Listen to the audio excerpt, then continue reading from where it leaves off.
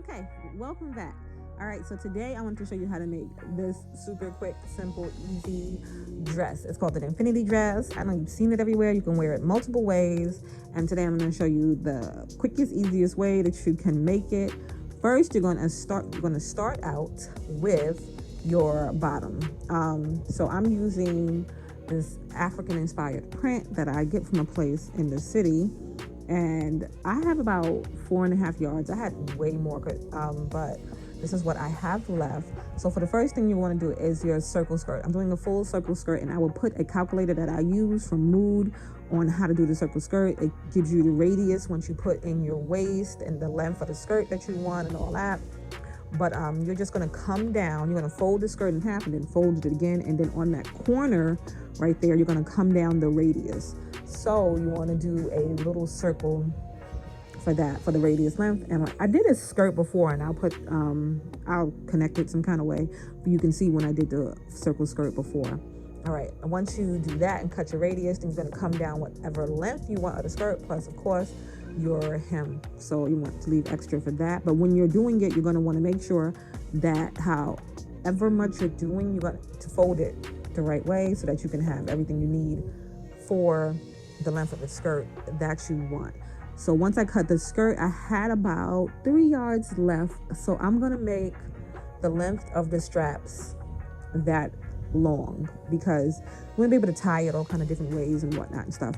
So I'm making the straps about 10.5 inches wide, because I want to make sure that there is coverage. So from the edge, and because it's like a cotton fabric, I just snip it and tear it straight down, so I don't do the cut itself. If it was a knit, of course you couldn't do that. And then just to finish those off, you're going to close up the side. You could just double fold it in and then top stitch over it and make that, and then add one end. You want to do the same thing. So you want one end closed off and both sides closed off. And then the other side, you're going to connect to the skirt, so you don't have to do that just yet. I serged mine. I'm always too lazy to set up the tripod when I'm doing it. So I'm always trying to sew with one hand and guide everything and hold the camera in the other hand. Don't do that. But I just want you to see, it's just easy. I serged it, folded it over, so on both sides. And like I said, the top piece, and once you're done with both straps, then you'll go on to the next part, which is going to be connecting the three pieces, because you have two straps and you have one skirt. So one full circle skirt is what you have. And once you unfold it, it should look like that. So it should look like a half circle right there, and whatever that shape looks like. And then you're just going to cut it open. If it was a knit, you could leave it, because then you could just stretch in and out of it, but it's not. So you're going to need to attach a zipper, some type of closure to close it back up when you're getting in and out of it. So you just cut along one side to open the circle skirt up and go on to the next step. Once you open it up, you should be able to see the whole thing. And if you lay it all the way flat out, you'll see a circle in the middle, and it'll be a circle skirt. So I put it on the mannequin, or you can just, put it on yourself, close at the back, make sure everything fits good, and then you can work on your placement of these straps. So with the bottom piece, the piece that you didn't close up, that's the piece you're going to connect to the skirt. So you just want to find the center of the skirt, and I kind of overlapped it a little, kind of giving it like a V shape.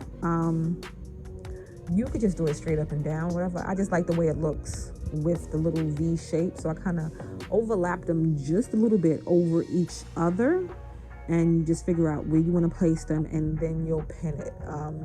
I don't go too far over on the side, because I don't want it over there. You could do it however you want, however the look, the feel, whatever you want to go for, but I usually don't go past the side seam when I'm doing it.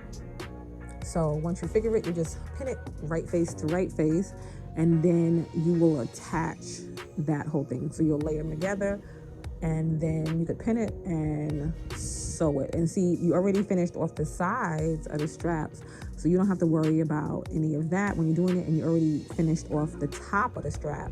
So you're almost done when you finish with that piece. So that's all done. It should look like that once you sewed those pieces together. And then you just have to go on and finish off the hem. You see how when you pull it up, because you only sewed that top part of the strap there, the other pieces on the side connecting to the back, you didn't sew those down yet, so that's when you sew those down. So you're gonna sew that down, you're gonna do the hem, and you're gonna attach your zipper closure in the back, and then that is it. You're ready to go. So this is the part I'm talking about. See where it connected? You want to fold that down inward so you can't see it, and then just top stitch over that. Do your hem, of course, the way you want to do that, and the zipper, and that's it. And then you're done, and then you can go on to styling your infinity dress and the 3,000 ways that you can style an infinity dress. I did this real simple. I did do a couple of knots in the back just to give it a little more, but like I said, there's many different ways that you can style an infinity dress to give it your own little look and your own little flair. I hope you enjoyed. If you did, please give it a big old thumbs up, and don't forget to subscribe for more DIYs.